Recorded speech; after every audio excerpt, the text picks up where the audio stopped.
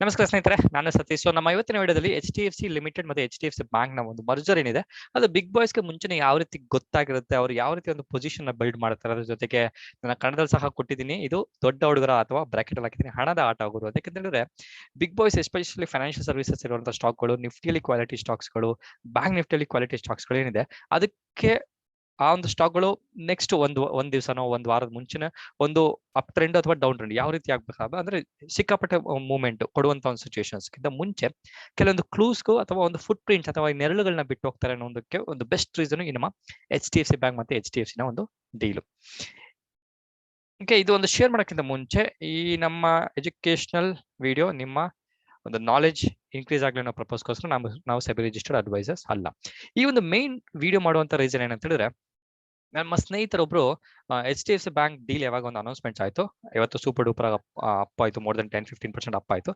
ಅವತ್ತ ಯಾರೋ ಒಬ್ರು ಹೇಳಿದ್ರು ಅಂತ ಹೇಳ್ಬಿಟ್ಟು ಬೈ ಮಾಡಿದ್ರು. ಅದಾದ್ಮೇಲೆ ನೆಕ್ಸ್ಟ್ ದಿವಸ ನಿನ್ನೆ ಮಾರ್ಕೆಟ್ ಸ್ವಲ್ಪ ಒಂದು ಕರೆಕ್ಷನ್ ಆಯ್ತು ಬಿಕಾಸ್ ಆಫ್ ದಿಸ್ ಡೀಲ್.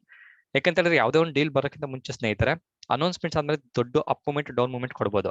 ಅದಾದ್ಮೇಲೆ ಅದಕ್ಕೆ ಆದಂತ ಕೆಲವೊಂದು ಪ್ರೊಸೀಜರ್ಸ್ ಇದೆ, ಸೆಬಿ ಪ್ರಕಾರ, NSE ಪ್ರಕಾರ, ಮತ್ತೆ government of India finance ministry ಏನಿದೆ ಅದ್ರ ಪ್ರಕಾರ ಕೆಲವೊಂದು ರೂಲ್ಸ್ ಗಳನ್ನ ಫಾಲೋ ಮಾಡಿದ್ರೆ ಮಾತ್ರ ಈ ನಮ್ಮ ಡೀಲ್ ಕಂಪ್ಲೀಷನ್ ಆಗುತ್ತೆ. ಈ ಒಂದು ಸೆಗ್ಮೆಂಟ್ ನಾವೇನ್ ಡಿಸ್ಕಷನ್ ಮಾಡಿ HDFC ಬ್ಯಾಂಕ್ ಮತ್ತೆ HDFC ಮತ್ತು RBI ನ ಅಪ್ರೂವಲ್ ಬೇಕೇ ಬೇಕು. ಅದ್ರ ಜೊತೆಗೆ IRDA ರೆಗ್ಯುಲೇಷನ್ಸ್ ಇರೋದ್ರಿಂದ ಸಿಕ್ಕಾಪಟ್ಟೆ ಒಂದು ರೂಲ್ಸ್ ಇರೋದ್ರಿಂದ ಆ ಒಂದು ರೂಲ್ಸ್ ಕಂಪ್ಲೀಷನ್ ಆದ್ಮೇಲೆ ಈ ಡೀಲ್ ಕ್ಲೋಸ್ ಆಗುತ್ತೆ ಅಂತ ಹೇಳ್ಬೋದು. ನಾನು ನಿಮಗೆ ಹಿಂದಿನ ವಿಡಿಯೋದಲ್ಲಿ ಹೇಳಿದೆ ಯಾವ ಲೆವೆಲ್ ಅಲ್ಲಿ ಬೈ ಮಾಡಬೇಕು, ಇವಾಗ ಬೈ ಮಾಡಬಾರ್ದು ಕಂಪ್ಲೀಟ್ ಅನಾಲಿಸಿಸ್ ಮಾಡಿದ್ರೆ ಆ ಹಿಂದಿನ ವಿಡಿಯೋ ನೋಡಿದ್ರೆ ನಿಮ್ಗೆ ಒಂದು ಐಡಿಯಾ ಬರುತ್ತೆ ನಾನು ಏನಕ್ಕೆ ಇಮಿಡಿಯೇಟ್ ಬೈ ಮಾಡಬೇಡಿ ಅಂತ ಹೇಳಿದೆ ಅಂತ. ಓಕೆ, ಈ ಒಂದು ನಮ್ಮ ಸ್ನೇಹಿತರು ಬೈ ಮಾಡಿದ್ಮೇಲೆ ಟೆನ್ಷನ್ ಆಗಿ ನೆಕ್ಸ್ಟ್ ದಿವಸ ನನಗೆ ಹೇಳಿದ್ರು, ಸತೀಶ್ ಅವರೇ ನಾನು ನಿಮ್ಮ ಬೈ ಮಾಡಿದೆ ಬಟ್ ನಮ್ಮ ಫ್ರೆಂಡ್ ಹೇಳಿದ್ರು ಅಂತ, ಬಟ್ ಈಗ ಡ್ರಾಪ್ ಆಗ್ತಿದೆ ಏನ್ ಮಾಡ್ಬೋದು ಅಂತ ಒಂದು ಕೇಳಿದ್ರು. ನಾನು ಹೇಳಿದೆ ಇಟ್ಕೊಳ್ಳಿ, ಇನ್ನೂ ಸ್ವಲ್ಪ ಕರೆಕ್ಷನ್ ಬರುತ್ತೆ, 1550 ಕೆಳಗಡೆ ಬಂದ್ರು ಬೈ ಮಾಡಿ ಅಂತ ಹೇಳಿದೆ. ಬಟ್ ಆಸ್ ಆಫ್ ನಾವು ಟುಡೇ ನೋಡಿದ್ರೆ 1560 ಗಂಟೆ ಲೋ ಆಗಿದೆ ಅಂತ ಹೇಳ್ಬೋದು.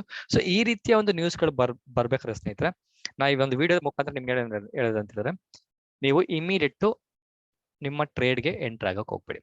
ಬೈ ಆಗ್ಬೋದು, ಸೆಲ್ ಆಗ್ಬೋದು, ಯಾವುದೇ ಒಂದು ಆಗ್ಬೋದು, ಇಮಿಡಿಯೇಟ್ ಎಂಟರ್ ಆಗಕ್ಕೆ ಹೋಗ್ಬೇಡಿ. ಬಿಕಾಸ್ ಆ ಒಂದು ನ್ಯೂಸ್ ಫ್ಲಾಶ್ ಆದ್ಮೇಲೆ ಈ ಮ್ಯಾನಿಪುಲೇಟರ್ಸ್ ಅಂತ ಯಾರಿದ್ದಾರೆ ಅವರು ಆಕ್ಟಿವ್ ಆಗ್ತಾರೆ, ತುಂಬಾ ಆಕ್ಟಿವ್ ಆಗ್ತಾರೆ. ಆ ಟೈಮಲ್ಲಿ ನೀವು ಪಾಸಿಟಿವ್ ನ್ಯೂಸ್ ಬಂದಿದೆ ಅಂತ ಹೇಳ್ಬಿಟ್ಟು ಬೈ ಮಾಡಕ್ ಹೋದ್ರೆ ಸ್ಟಾಕ್ ಕೆಳಗೆ ಬೀಳುತ್ತೆ, ನೆಗೆಟಿವ್ ನ್ಯೂಸ್ ಬಂದಿದೆ ಅಂತ ನೀವು ಸೆಲ್ ಮಾಡಕ್ ಹೋದ್ರೆ ಸ್ಟಾಕ್ ಅಪ್ ಹೋಗುತ್ತೆ. ಈ ರೀತಿಯ ಒಂದು ಸಿಚುವೇಶನ್ಸ್ ಅಲ್ಲಿ ನೀವು ಕೇರ್ಫುಲ್ ಆಗಿರೋ ಅನ್ನೋ ಪರ್ಪಸ್ಗೋಸ್ಕರ ಈ ಒಂದು ವಿಡಿಯೋ ಮಾಡ್ತಾ ಇದೀನಿ. ನೋಡಿ, ಈ ಒಂದು ಡೀಲ್ ನಮ್ಗೆ ಏಪ್ರಿಲ್ ಏನೊಂದು ಟೈಮಲ್ಲಿ ಬಂತು, ಅದಕ್ಕಿಂತ ಮುಂಚೆನೆ ನೋಡಿ, ಏಪ್ರಿಲ್ 4ನೇ ತಾರೀಕು ಬಂದಿದ್ದು. ಏಪ್ರಿಲ್ 4ನೇ ತಾರೀಕು ಬರಕ್ಕಿಂತ ಮುಂಚೆನೆ ಯಾವ ರೀತಿಯ ಒಂದು ಬಿಗ್ ಬಾಯ್ಸ್ ಪೊಸಿಷನ್ ನ ಕ್ರಿಯೇಷನ್ ಮಾಡಿದ್ರು ಅಂತ ನಿಮ್ಗೆ ಶೇರ್ ಸಹ ಮಾಡ್ತಾ ಇದೀನಿ, ನಿಮ್ಗೆ ಒಂದು ಐಡಿಯಾ ಸಹ ಬರಲಿ ಅಂತ. ಓಕೆ, ನೋಡಿ 4ನೇ ತಾರೀಕು ಡೀಲ್ ಬಂದ್ಮೇಲೆ ನಿಮ್ಗೆ ನೋಡ್ಬೋದು ಓಪನ್ ಇಂಟ್ರೆಸ್ಟ್ HDFC ಬ್ಯಾಂಕ್ ನ ಫ್ಯೂಚರ್ಸ್ ಅಲ್ಲಿ ನೀವು ನೋಡ್ಬೋದು, ಏಪ್ರಿಲ್ ಫ್ಯೂಚರ್ಸ್ ಅಲ್ಲಿ ನಿಮ್ಗೆ ಅರೌಂಡ್ 10 lakhs ನ ಒಂದು ಓಪನ್ ಇಂಟ್ರೆಸ್ಟ್ ಇದೆ. ಇದು ಅವತ್ತೇ ಬಂದಿದ್ರೆ ಇದು ಸೂಪರ್ ಡೂಪರ್ ಆಗಿ ಇನ್ನೂ ಅಪ್ ಟ್ರೆಂಡ್ ಹೋಗಿರ್ಬೋದು, ಯಾಕಂತ ಹೇಳಿದ್ರೆ ಇನ್ನೂ ಜಾಸ್ತಿ ಪೊಸಿಷನ್ ಕ್ರಿಯೇಷನ್ ಆಗ್ತಿತ್ತು. ಬಟ್ ಇದಕ್ಕಿಂತ ಮುಂಚೆ ನಮ್ಮ ಬಿಗ್ ಬಾಯ್ಸ್ ಏನ್ ಮಾಡಿದಾರೆ ನೋಡಿ, ಈ ಒಂದು ಸಿಚುವೇಶನ್ಸ್ ಅಲ್ಲಿ ನೋಡ್ಬೋದು ನೀವು, ಅವರು ಪೊಸಿಷನ್ ನ ಕ್ರಿಯೇಷನ್ ಮಾಡಿದ್ದಾರೆ. ರೆಡ್ ಕಲರ್ ತಗೊಂಡ್ಬಿಡ್ತೀನಿ, ಬಾಕ್ಸ್ ಕಾಣಿಸ್ತೀವಿ. ಓಕೆ, ನೋಡ್ಬೋದು ಯಾವ ರೀತಿ ಒಂದು ಪೊಸಿಷನ್ ಕ್ರಿಯೇಷನ್ ಮಾಡಿದ್ದಾರೆ ನೀವೇ ನೋಡ್ಬೋದು. ಓಕೆ, ಇದಾದ್ಮೇಲೂ ಸಹ ನೀವು ನೋಡ್ಬೋದು ಅವತ್ತಿನ ದಿವಸಕ್ಕಿಂತ ಮುಂಚೆ ಏನ್ ನಮ್ಗೆ ಡೀಲ್ ಬಂದಿತ್ತು ಅವತ್ತು ಸ್ವಲ್ಪ ಲೈಟ್ ಆಗಿ ಒಂದು ಪೊಸಿಷನ್ ಕ್ರಿಯೇಷನ್ ಮಾಡಿದ್ರು. ಈ ಒಂದು ಪೊಸಿಷನ್ ಅಲ್ಲಿ ನಾನು ಹೇಳ್ಬೋದು almost 80% of position is created by ನಮ್ಮ ರಿಟೇಲರ್ಸ್ ಅಂತ ಹೇಳ್ಬೋದು. ಅದಕ್ಕಿಂತ ಮುಂಚೆ ಕ್ರಿಯೇಷನ್ ಆಗಿರೋ ಪೊಸಿಷನ್ ನೋಡಿ ಎಷ್ಟು ಹ್ಯೂಜ್ ಆಗಿ ಕ್ರಿಯೇಷನ್ ಮಾಡಿದ್ದಾರೆ, ಇದು ಒಂದು ಕ್ಲೂ. ಓಕೆ, ಇದ್ರ ಜೊತೆಗೆ ನಮ್ಮ ಆಪ್ಷನ್ಸ್ ಅಲ್ಲಿ ಎಷ್ಟು ನೀಟಾಗಿ ಒಂದು ಪೊಸಿಷನ್ ಕ್ರಿಯೇಷನ್ ಮಾಡಿದ್ದಾರೆ ಅಂತ ಹೇಳಿದ್ರೆ ಸ್ನೇಹಿತರೆ, ನೀವು ನೋಡ್ಬೋದು ಸ್ಪಾಟ್ ಪ್ರೈಸ್ ಅಥವಾ HDFC ಬ್ಯಾಂಕ್ 1500 rupees ರೇಂಜ್ ಅಲ್ಲಿ ಟ್ರೇಡ್ ಆಗ್ಬೇಕಾದ್ರೆ 1st ಏಪ್ರಿಲ್ಗೆ ನೋಡ್ಬೋದು ನೀವು ಎಷ್ಟು ಮ್ಯಾಸಿವ್ ಆಗಿ ಆಪ್ಷನ್ಸ್ ಬೈಯಿಂಗ್ ಮಾಡಿದ್ರೆ, ಅದು ಜಸ್ಟ್ 2 rupeesಗೆ, 2 ರೂಪಾಯಿಗೆ ಬೈ ಮಾಡಿದ್ರೆ ಅದತ್ರ 3.5 ಲಕ್ಷದ ಓಪನ್ ಇಂಟ್ರೆಸ್ಟ್ ಚೇಂಜ್ ಆಗಿದೆ. ಅಲ್ಲಿ ನೀವು ಪ್ರೀವಿಯಸ್ ಆಗಿ ನೋಡ್ಬೋದು ಎಷ್ಟು ಕಡಿಮೆ ಇದೆ, ಸಡನ್ ಆಗಿ ಸ್ಪೈಕ್ ಆಯ್ತು. ಈ ಸ್ಪೈಕ್ ಆಗಿದೆ ಯಾವಾಗ ಅಂತ ಹೇಳಿದ್ರೆ ಅರೌಂಡ್ ಅಂದ್ರೆ ಏಪ್ರಿಲ್ 1ನೇ ತಾರೀಕು ಅರೌಂಡ್ 12 ಗಂಟೆಯಿಂದ 1 ಗಂಟೆ ಟೈಮಲ್ಲಿ ಸಿಕ್ಕಾಪಟ್ಟೆ ಮ್ಯಾಸಿವ್ ಆಗಿ ಬೈಯಿಂಗ್ ಆಗಿದೆ. ಅದಾದ್ಮೇಲೆ ನೀವು ನೋಡ್ಬೋದು 2 ರೂಪಾಯಿಗೆ ಬೈ ಮಾಡಿರೋದು ಎಷ್ಟು 64 rupees ಗಂಟೆ ಹೋಗ್ಬೋದು. ನೀವು ನೋಡ್ಬೋದು ಹತ್ರ ಒಂದು 1000 ರೂಪಾಯಿ 1200 ರೂಪಾಯಿ ಹಾಕಿದ್ರೆ ನಿಮ್ಮ ಅಮೌಂಟ್ ಎಷ್ಟಾಗಿರ್ಬೋದು ಅಂತ. ಓಕೆ, ಅದ್ರ ಜೊತೆಗೆ ಈ ಒಂದು ಹೇಳಿದ್ರೆ ಈ ಒಂದು ಸಿಚುವೇಶನ್ಸ್ ಅಲ್ಲಿ ಮ್ಯಾಕ್ಸಿಮಮ್ ಕ್ರಿಯೇಷನ್ ಮಾಡಿರೋ ಬಂದು ರಿಟೇಲ್ಸ್ ಅಷ್ಟೇ ಅಂತ ಹೇಳ್ಬೋದು. ಓಕೆ, ನೋಡಿ ನಮ್ಮ ಬಿಗ್ ಬಾಯ್ಸ್ ಈ 1500 rupees ಇರ್ಬೇಕಾದ್ರೆ ಔಟ್ ಆಫ್ ದ ಮನಿ, ಅದು for out of the money ಇರುವಂತ 1700 rupees ಸ್ಟ್ರೈಕ್ ಪ್ರೈಸ್ ಅಲ್ಲಿ ಎಷ್ಟು ಮ್ಯಾಸಿವ್ ಆಗಿ ಒಂದು ಓಪನ್ ಇಂಟ್ರೆಸ್ಟ್ ಕ್ರಿಯೇಷನ್ ಮಾಡಿದ್ದಾರೆ ಅಂತ ಹೇಳಿದ್ರೆ, ಅವರು ಏಪ್ರಿಲ್ 4ನೇ ತಾರೀಕು ಬರುವಂತ ನ್ಯೂಸ್ ಅವರಿಗೆ ಏಪ್ರಿಲ್ 1ನೇ ತಾರೀಕಿಗೆ ಗೊತ್ತು ಒಂದು ಇನ್ಫಾರ್ಮೇಶನ್ ನಮಗೆ ಕ್ಲೂ ಸಹ ಸಿಗ್ತಾ ಇದೆ. ಅದ್ರ ಜೊತೆಗೆ HDFC ಲಿಮಿಟೆಡ್ ನ ಒಂದು ಮ್ಯಾಸಿವ್ ಇಲ್ಲೂ ಸಹ ಒಂದು ಮ್ಯಾಸಿವ್ ಒಂದು ಓಪನ್ ಇಂಟ್ರೆಸ್ಟ್ ಕ್ರಿಯೇಷನ್ ಆಗಿದೆ ಅಂತ ಹೇಳ್ಬೋದು. ಇದು ಫ್ಯೂಚರ್ಸ್ ನಾವು ತೋರಿಸ್ತಾರೆ, ಬಿಕಾಸ್ ಫ್ಯೂಚರ್ಸ್ ಅಲ್ಲಿ ಬಿಗ್ ಬಾಯ್ಸ್ ಒಂದೇ ದಿವಸ ಒಂದು ಹ್ಯೂಜ್ ಆಗಿ ಆರ್ಡರ್ಸ್ ನ ಕ್ರಿಯೇಷನ್ ಮಾಡೋದಿಲ್ಲ ಅಥವಾ ಆರ್ಡರ್ಸ್ಗೆ ಎಂಟರ್ ಆಗೋದಿಲ್ಲ. ಯಾಕಂತಂದ್ರೆ ಇದು ಸ್ಕ್ಯಾನರ್ಸ್ ಅಲ್ಲಿ ಬರೋದ್ರಿಂದ ರೀಟೇಲರ್ಸ್ ಅಲರ್ಟ್ ಆಗ್ಬಿಡ್ತಾರೆ. ಬಟ್ ಆಪ್ಷನ್ಸ್ ಅಲ್ಲಿ ಆ ರೀತಿ ಇಲ್ಲ, ಬಿಕಾಸ್ ಮಲ್ಟಿಪಲ್ ಆಪ್ಷನ್ಸ್ ಇರೋದ್ರಿಂದ ರೀಟೇಲರ್ಸ್ಗೆ ರಿಪೋರ್ಟ್ ಎಕ್ಸ್ಟ್ರಾಕ್ಷನ್ ಮಾಡೋದು ಸಹ ಸ್ವಲ್ಪ ಕಷ್ಟ ಇರುತ್ತೆ ಅನ್ನೋ ಪರ್ಪಸ್ಗೋಸ್ಕರ ಈ ನಮ್ಮ ಬಿಗ್ ಬಾಯ್ಸ್ ಈ ರೀತಿಯ ಟ್ರೇಡ್ಗಳನ್ನ ನಿಧಾನವಾಗಿ ಎಂಟರ್ ಆಗ್ತಾರೆ.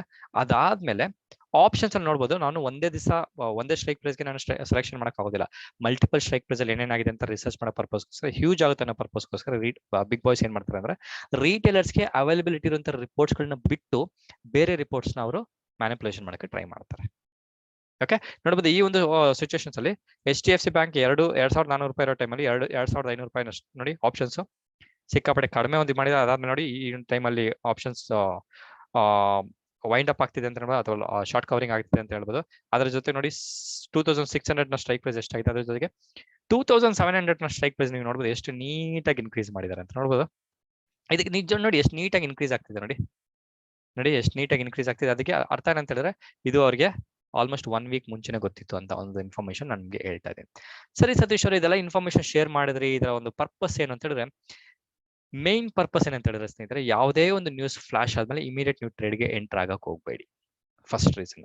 ಎರಡನೇ ರೀಸನ್, ಯಾವುದೇ ಒಂದು ಪೊಸಿಷನಲ್ ಟ್ರೇಡಿಂಗ್ ನೀವು ಕ್ಯಾರಿ ಮಾಡ್ತಿದ್ದೀರಾ ಅಂತ ಹೇಳಿದ್ರೆ ಈ ರೀತಿ NSE ಇದೆಲ್ಲ ನಾವು ಮಾಡಿರೋದು NSE ವೆಬ್ಸೈಟ್ಗೆ ಹೋಗಿ, ನಾನು ಯಾವುದೇ ರೀತಿ ನಾನು ಬೇರೆ ವೆಬ್ಸೈಟ್ಗೆ ಹೋಗೋದಿಲ್ಲ. ನೋಡಿ, ಈ ಒಂದು ರಿಸರ್ಚ್ ಮಾಡಕ್ಕೆ ನಾನು ಆಲ್ಮೋಸ್ಟ್ 2 ರಿಂದ 3 ಅವರ್ ತಗೊಂಡಿದ್ದೀನಿ ನಿಮಗೆ, ಬಿಕಾಸ್ ಕ್ಲಾರಿಟಿ ಕೊಡೋ ಪರ್ಪಸ್ಗೋಸ್ಕರ. ಇದು ನೆನ್ನೆ ಮಾಡಿದ್ದೆ, ಬಟ್ ಒಂದು ರೆಕಾರ್ಡಿಂಗ್ ಮಾಡಕ್ ಆಗ್ತಿರ್ಲಿಲ್ಲ ಆಫೀಸ್ ಪರ್ಪಸ್, ಅದಕ್ಕೋಸ್ಕರ ನಾನು ಇವತ್ತು ರೆಕಾರ್ಡಿಂಗ್ ಮಾಡಾಕ್ತಾ ಇದ್ದೀನಿ.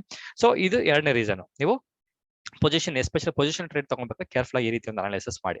ಅದ್ರ ಜೊತೆಗೆ ಸ್ಟಾಕ್ಸ್ ಆಪ್ಷನ್ಸ್ ಅಲ್ಲಿ ನೀವೇನಾದ್ರು ಶಾರ್ಟ್ ಸೆಲ್ಲಿಂಗ್ ಮಾಡಿದ್ರೆ, ಯಾವುದೋ ಒಂದು ಸ್ಟ್ರೈಕ್ ಪ್ರೈಸ್ ಸೆಲ್ಲಿಂಗ್ ಮಾಡಿದ್ರೆ ಈ ರೀತಿಯ ಅನಾಲಿಸಿಸ್ ನ ನೀವು ಮಾಡಿ ಅವತ್ತಿನ 2:30-3 ಗಂಟೆ ಟೈಮ್ ಅಲ್ಲಿ ಮಾಡಿನೇ ನೀವು ನೆಕ್ಸ್ಟ್ ದಿವಸ ಕ್ಯಾರಿ ಮಾಡಕ್ ಹೋಗಿ ಅದನ್ನ ಬಿಟ್ಟು ನೀವೇನಾದ್ರೂ ಕ್ಯಾರಿ ಮಾಡಿ ನೋಡಿ, ಇವತ್ತಿನ ಏಪ್ರಿಲ್ 1ನೇ ತಾರೀಕು ಯಾರೋ ಒಬ್ಬ 9 ರೂಪಾಯಿಗೋ 6 ರೂಪಾಯಿಗೆ ಏನಾದ್ರು ಈ ಒಂದು ಸ್ಟ್ರೈಕ್ ಪ್ರೈಸ್ ಸೆಲೆಕ್ಷನ್ ಮಾಡಿದ್ರೆ ನೋಡಿ, ನೆಕ್ಸ್ಟ್ ದಿವಸ ಬಂದು 195 ರೂಪೀಸ್ ಎಷ್ಟು ಹ್ಯೂಜ್ ಲಾಸ್ ಆಗಿರುತ್ತೆ ನೋಡಿ. ಅದಕ್ಕೋಸ್ಕರ ಹೇಳ್ತಾ ಇರೋದು, ಯಾವುದೇ ಒಂದು ನ್ಯೂಸ್ ಬಂದ್ಮೇಲೆ ಬರಕ್ಕಿಂತ ಮುಂಚೆ ಯಾವುದೋ ಒಂದು ಕ್ಲೂಸ್ಗಳು ಇದ್ದೇ ಇರುತ್ತೆ ಅನ್ನೋ ಪರ್ಪಸ್ಗೋಸ್ಕರ ಈ ವಿಡಿಯೋ ಶೇರ್ ಮಾಡ್ತೇನೆ.